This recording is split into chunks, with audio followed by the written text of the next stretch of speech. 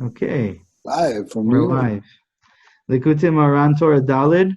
We're in the middle of Ot Chet, and Rabbi Nachman is explaining the second aspect of the connection to the tzaddik.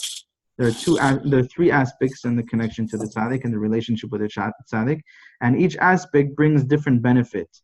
The first aspect we spoke about brings the benefit that it releases a person from the destructive fulfillment of the elements of earth and water, which is usually that is seen as depression and the desires, the lusts of the animal self in the body. And when a person sees when a baby sees its mother, so it lets go of any sadness, any laziness, any apathy, and it runs after the mother. That's one, that's earth.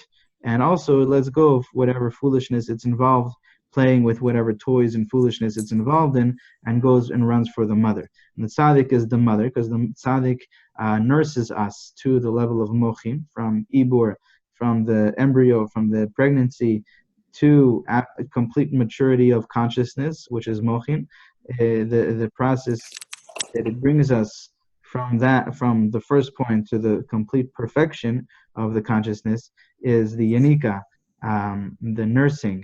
And that's what the tzaddik does to us, and therefore the tzaddik is considered our mother. And he does this through the Torah, because the Torah is called chalav, milk. That's one of the reasons why we eat dairy products on Shavuot, on the day of receiving the Torah, because the Torah is called chalav, milk.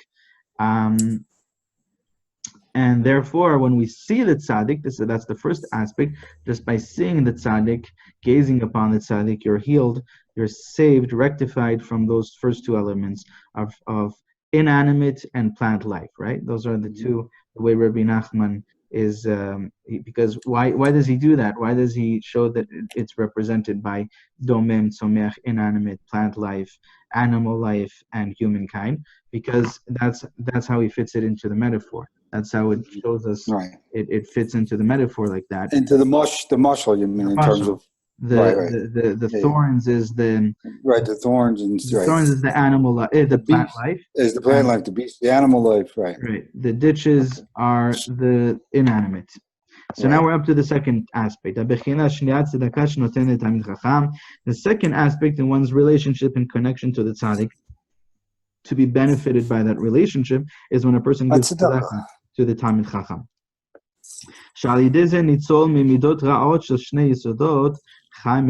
When a person gives tzedakah to the Talmid Chacham, he is saved from the destructive fulfillment of the next two elements of animal life and human, and the type that speak.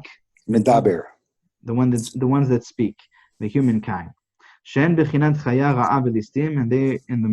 the mashal, they are represented by the wild thieves, the bandit, right? And the wild bandits, animal, right? the thieves. And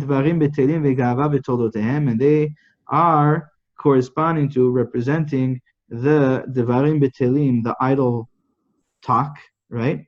The which comes from ruach, the wind, the element of wind, and ga'ava is pride, and that is the element of fire, and all of its derivatives of these two elements. So all of the negative talk, which comes from wind, and that's the animal, and all of the negative sense of self, pride, and significance above and more than others, entitlement, etc., and all those derivatives, which, as we said yesterday, is anger, for example, and that a person is healed, rectified, fixed from these destructive habits that are sourced in these two elements by giving tzedakah to the Talmid Chacham. And how does Rabbi Nachman prove that? How does he show us that?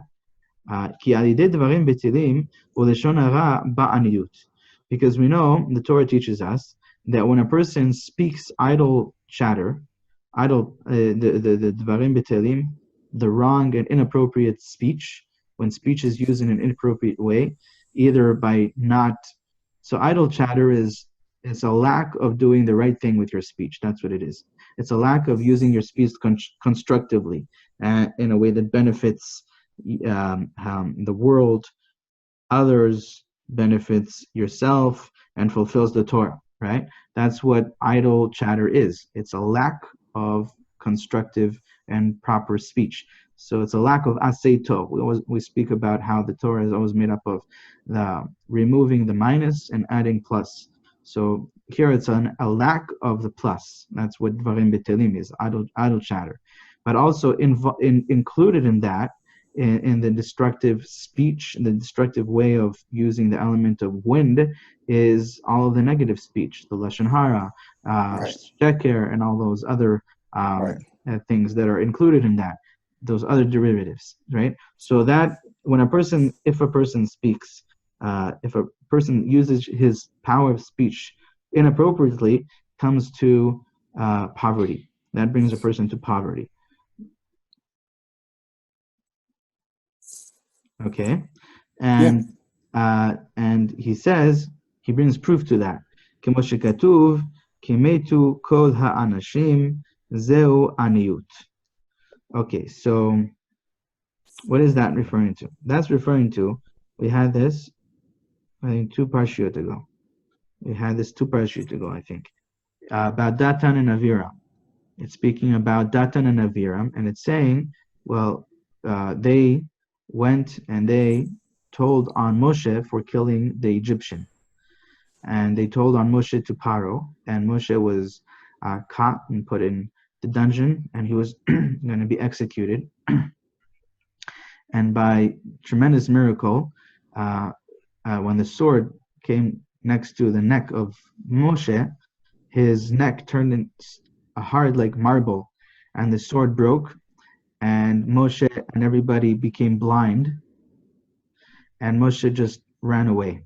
And that's when he fled to Midian. Medrash? Yeah. Medrash, yeah. But it's a medrash that is, we see afterwards in the psukim. Rashi brings this medrash because that's the only way to explain certain psukim, certain things that Moshe says, and certain things that Hashem says in the psukim are only able to be understood, what he's referring to, based on this medrash. So it's a medrash that fits beautifully with the pshat of the psukim. And so that's when he ran away to Midian. And and he found his wife, daughter of Yitro, etc., etc. And at a certain point, Hashem tells him, in the psukim, in the Torah, we see that Hashem tells him to go back to Egypt because all the people that wanted to kill him have already died. The people that sought out his death have died.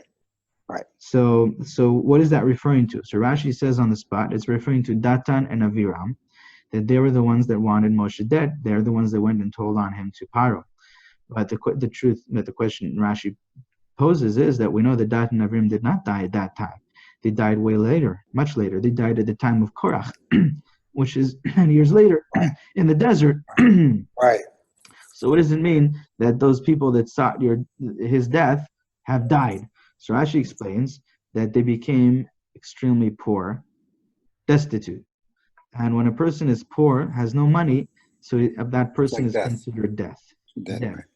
I remember. Now, how is Rabbi Nachman connecting this, and how is he proving to us that someone that speaks lashon hara,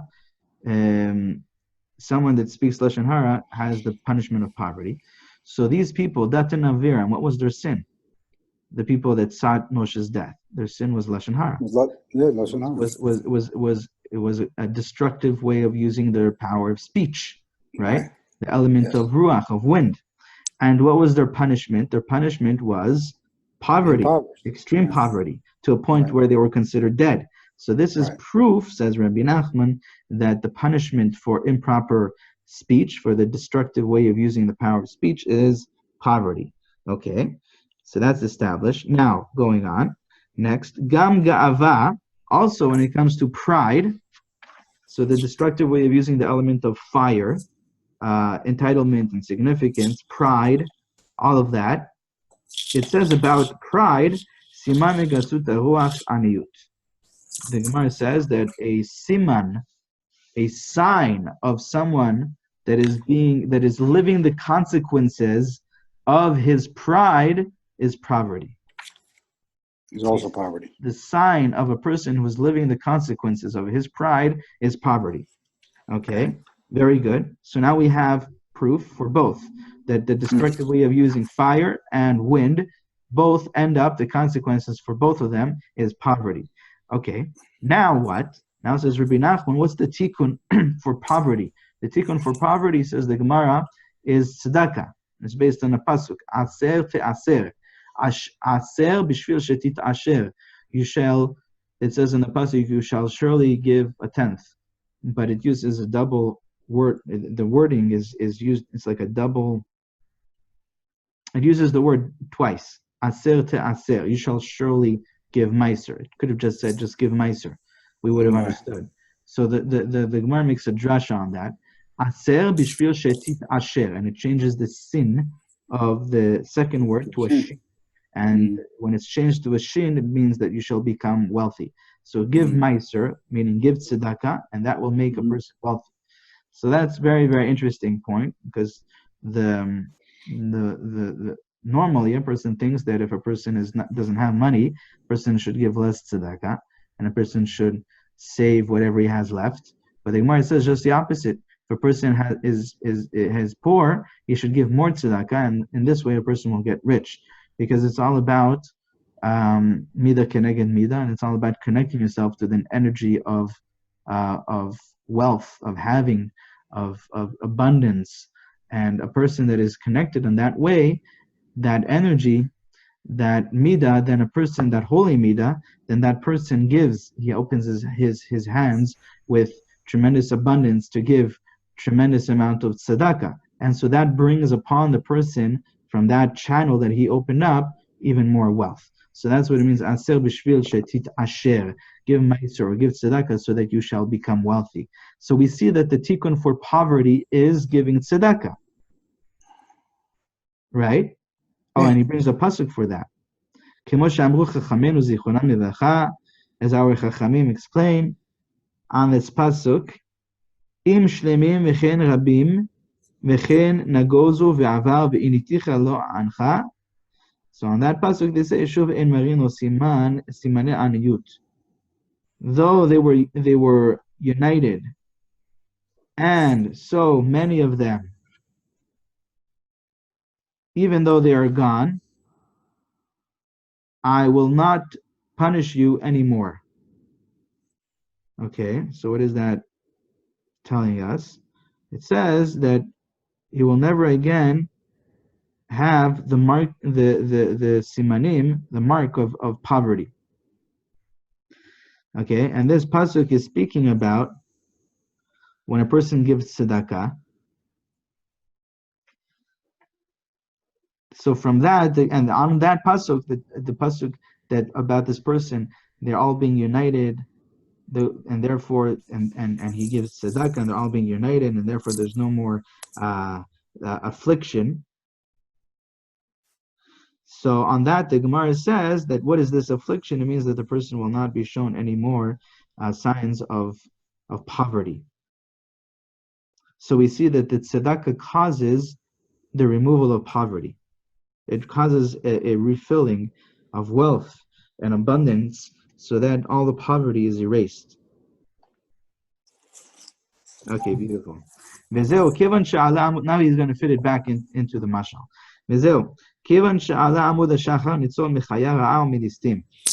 When it became light outside, so he is saved from the wild animals and the bandits. Amud shachar. What is this? The break of dawn that is called the pillar. The literal translation is the pillar of the morning. That's the pillar of light that shines in the morning from the sun. Remez l'tzedakah. That's alluding to tzedakah, charity. Kemosh katuv, as it says in the pasuk in Yeshaya, ki tereh aron v'chisito az yibaka kashachar orecha. When you see someone that doesn't have any clothing, you give him clothing, so you're doing charity, you're giving tzedakah. What does it say at the end of the pasuk? Your light will burst forward like the dawn. Yeah, like the morning light, like the shachar. So you see that the light of the morning, the light of dawn, the break of dawn, is alluding to tzedakah, what happens to a person in a spiritual sense, to a person that gives tzedakah. Nimsa al-yedei tzedakah. So therefore, what is it the mashal telling us? The mashal is telling us that this person, when it became the break of dawn, he is saved from the bandits and the wild animals, which are representing the element of wind and the element of fire, right? The destructive ways of using those elements. So that is telling us that a person who gives tzedakah, who is compared to the break of dawn, the light of such a person bursting forward like the break of dawn, he too is saved from the wild animals and the bandits, which are the destructive way of using wind and fire, the inappropriate speech and the gaiva, the arrogance. And the gaiva, the arrogance. נמצא על ידי צדקה ניצול ממידות רעות של שני יסודות חי מדבר שהם בחינת חיה רעה וליסטים. Beautiful. Okay, so this is when a person gives tzedakah to a Talmid Chacham, and now we're getting to the third step. The third aspect of connecting to a Talmid Chacham and having a relationship with the Talmid Chacham is this vidui, the verbal confession to the Talmid in front of the Talmid Chacham. המכינה השלישית, כשמתוודה וידוי דברים לפני תלמיד חכם, שעל ידי זה התלמיד חכם מדריך אותו, בדרך ישר לפי שורש נשמתו. That through this, when a person has this spoken verbal confession in front of the Talmid Chacham will guide him appropriately according to his shorish neshama, to the root of his soul, what he needs to do in his avodat Hashem. וזהו הגיע לפרשת דרכים, and this is, we see this in the mashal when it says that when he came finally to the crossroads, ואמרו חכמינו זיכרונם לברכה, what are the Chachamim explain in that mashal, in that Gemara? What are the crossroads? Ze Talmid Chacham v'yom hamita. It's referring to a Talmid Chacham on the day of death. So what is that alluding to to us? It's alluding to the day of death is alluding to the verbal confession, where a person confesses, because on the day of death a person confesses all of his sins, the whole aspect of tshuva, rectifying a person from all the spiritual deficiencies in order to be ready for olam haba, to be ready for this, for the judgment, to be ready for eternal life, is done through tshuva and confession. And that's why before a person passes away, a person confesses, does vidui. And so too, before a person goes to sleep at night, a person should do a vidui, because when a person goes to sleep, it's 1/60th of death, and a person, part of the neshama goes up every night and doesn't come back down. Right? There's part of the neshama that Rizal and the Orach Chaim explain that stays up in Shamayim every night. When a person goes to sleep, part of a person's neshama stays up in Shamayim. That day that you lived yesterday went up last night and stayed up there. And then a person is given another day. Every day a person is given another part of the neshama to live. Person that's interesting. So the part goes up, which stays up, and you're given a new part? Yeah. Who knew? Okay. And so the Arizal explains that's why, that's how it is determined how many days a person will live, how many years a person lives in this world. It's based on how many parts of neshama Hashem assigned to you to rectify. So when a person is assigned many, many, many parts of neshama, they live a very, very long life. Okay, so yeah, so because every day a person is given a new part of that neshama, and that's the day. The day time is also corresponding to the dimension of souls and space. We spoke about that before.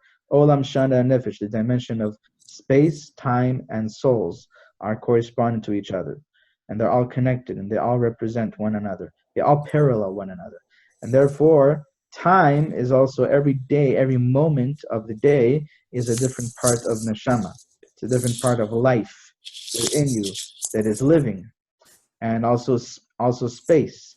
So that's something also to think about. How does that connect? But the point to us is to know that every day a person is given a different part of neshama to live, and that's the days. And that's why the Zohar speaks about how when a person passes away, all of the days that a person lived will accompany the person, and they will judge the person like what he did with those days, with those parts of neshama, whether he used them properly or not. That he was assigned for the purpose of tikkunim, for the purpose of rectification. So how does this? Is this not? I assume it's not the same for a tzaddik, right? Why not? Well, because a couple of things. First of all, I think we had this discussion already that if the Baal HaTanya's take on it is that the tzaddik is born, not made. So in theory, what would he have to rectify if he were born that way? He has to rectify the generation. He has to rectify so he's the general soul. He's got to rectify the generation, right? Yeah. And then the other question, and that maybe makes this question even more relevant, is how do we explain to ourselves? How do we understand when a tzaddik passes away, like Rabbi Nachman at 38 years old, or a very young age, and the Arizal, 36, and the Arizal, yeah? How do we understand that? Well, they were assigned less amount of neshama to rectify. That's it. It's as simple as that. They just did what they had to do, and there it's over. Exactly. Look, the Arizal, in his short amount of years in this world, completely changed the world for all of Judaism forever. Oh, there's no question. And Rabbi Nachman too. So, yeah, I guess I kind of wrestle with. I mean, may we merit in our long lives that Hashem should bless us with to rectify and merit even 1%, hopefully 10%, hopefully more of what these holy tzaddikim even a fraction of 1%. Yeah. For me, yeah. Of what these tzaddikim merited in their short lives. Yeah. Sure. I appreciate that fully. I suppose there are. This is something that I'm sort of fixated on lately. Is what seemed to be, at least at the Peshat level, certain inherent contradictions and things that drushes that you hear, or like for example, when we talk about Moshe Rabbeinu, we talk about certain tzaddikim that they lived their full measure, right? So they were born and died on the same day 120 years later. Right. And so, there's an inference that the mark of a tzaddik, of a high level tzaddik, is this length of years he lived his full complement of years. Yeah, right? But there are a lot of other things involved that we're not aware of always. The more you learn Torah, the more the less you know. You learn other parts of the story that you were not aware of before, and they come into play. So, for example, with Arizal, just an example. Arizal passed away for a couple of reasons why he passed away early. He says because there was a little bit of machloket among his disciples at a certain time. Also because at a certain time he revealed certain secrets, and the generation were not ready for it. They were not on the level. But so it's because of the generation not being on the level. The generation, or his talmidim, or whatever different occurrences that happen that caused this judgment to befall the world, that the Arizal should be taken before his time. There's actually a story. The Rebbe Komarna, the first Rebbe of Komarna, Rebbe Yitzchak Isaac Safrin of Komarna, he says that the Baal Shem Tov was always in touch with the Arizal, and the Arizal used to always be revealed to the Baal Shem Tov, and they would have long conversations together. And one time, the Baal Shem Tov asked the Arizal, how come he didn't reveal the secrets of Kabbalah in a way of avoda? How come he didn't enclose it in a way of avoda, like the Baal Shem Tov did? The Arizal explained these secrets just the way they are, and almost that's it, right? In a transcendent way. Almost the way they are in the spiritual realm, right? It's effectively a spiritual blueprint, but there's no avoda associated with it. Well, he doesn't explain that. Right. And how come he didn't enclose it in the derech of avoda? Right. The Arizal knew how to do it in avoda, and he expected us to know that too. But how come he didn't reveal it in that way? So that's what the Baal Shem Tov asked the Arizal, and the Arizal said that if he would have lived another 2 years, everything would have been rectified. That's what he answered him. So yes, there is an aspect that the Arizal passed away before he could have lived longer, and you say, oh, but what about Moshe Rabbeinu? So in a certain way, in a certain level, the generation of Moshe Rabbeinu merited that Moshe Rabbeinu should live until 120. And 120 is also not the... No, yeah, we have, obviously, sure, we have it's examples not, of people who lived almost 1,000, right? right. So it's not the full extent of a person's life. Yeah, And even the fact that right. Moshe Rabbeinu passed away at that time was also because of his generation, because of the sin of the water hitting the rock. Yeah, And that was mainly, many Meforshim explain, that was more of a problem on the side of, because of the generation not having emunah, than Moshe Rabbeinu. So there are a lot of all these things that you learn.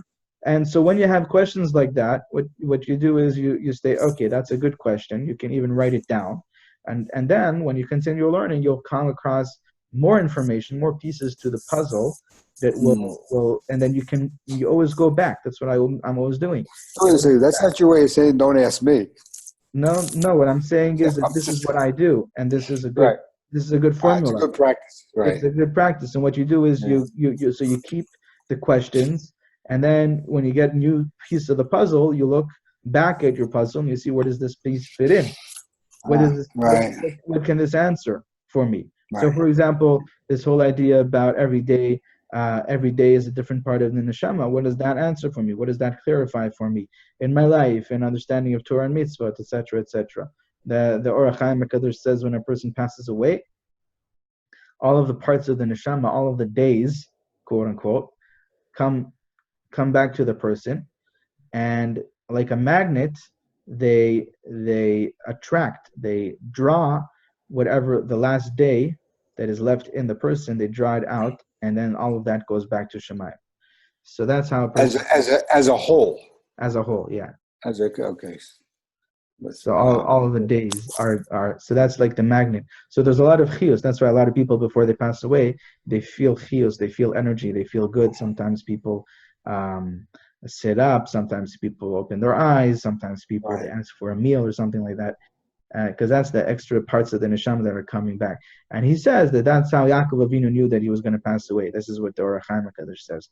He knew it because he felt right away all of these parts of the neshama. So he says 30 days before the person passes away.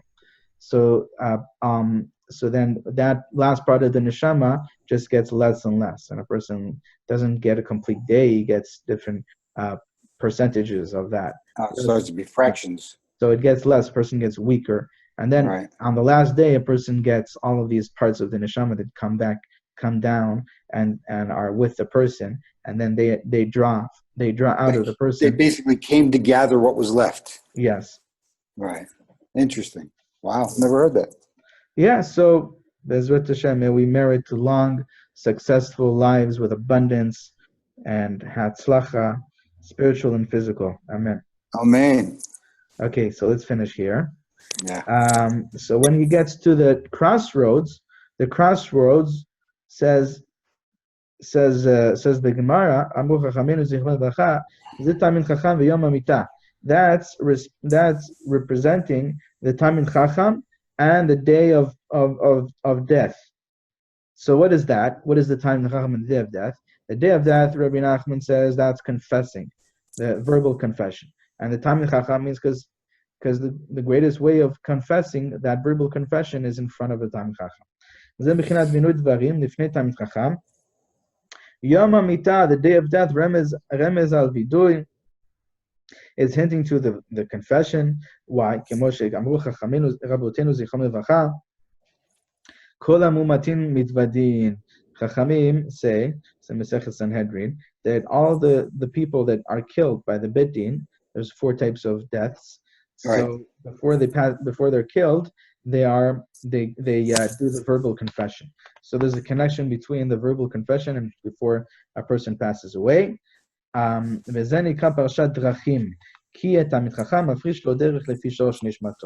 why is this called this verbal confession in front of the Talmid Chacham? Why is that called the crossroads, the place where there are signs which direction to go? Because when a person does his verbal confession in front of the Talmid Chacham, then the Talmid Chacham knows how to assign to a person exactly the right path, what he needs to go in to rectify his source neshama. A lot of people came to the Arizal, and the Arizal without even them needing to confess before him, the Rebbe would just have a conversation with the person's neshama, even though the person would not be aware of it. He would be sitting there, and then the Rebbe would just have a whole conversation with the person's neshama directly on the spiritual plane, and then he would tell the person what he needs to do to rectify his neshama.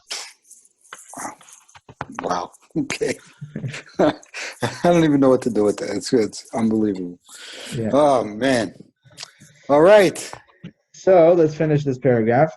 Okay. So when this happens, when a person comes and does this verbal confession in front of Tam Chacham, which is the crossroads, and he shows the person the right way, then he's saved from all of them. That's what the mashal said in the Gemara. He's saved from all of them. Why? Before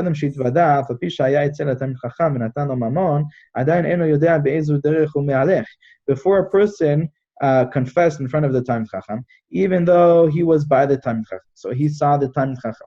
He gave the Talmid Chacham tzedakah. He gave the Talmid Chacham charity. So he's saved from all of the negatives, all of the minuses, all of the destructive habits of the four elements, but he still doesn't know what about the plus. Which direction do I go? What's the right path for me? But now that he confessed, the Talmid Chacham will show him the way. Right? Because sometimes the path to the person, it seems like it's the right path, it seems like it's the right way, this is the right thing for him to be doing, but the continuation of that path, the end of that path, is a path that leads to, let's say, to a cliff, right? It leads to a certain death, spiritually or physically. When a person reaches a crossroads, which is the Talmid Chacham and the confession, the verbal confession in front of the Talmid Chacham, then he's saved from all of them, because then he knows which way to go in. What's the right path for him? The path of life. The Talmid Chacham guides him in the path of life. Nice. Nice. Yeah. Thank you, sir.